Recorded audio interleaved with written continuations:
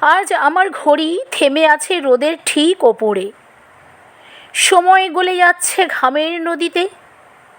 আমার জামা কাপড় নয়, রোদে পোড়া প্রতিজ্ঞা যে আজ কিছুতেই ঠান্ডা হবে না।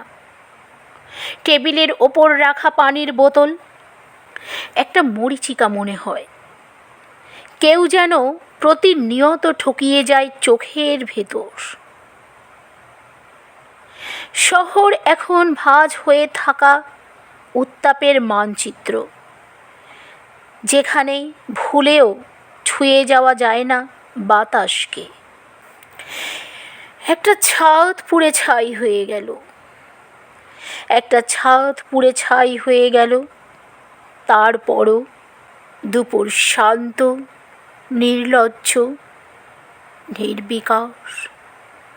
দুপুর শান্ত, নির্লজ্জ, নির্বিকার।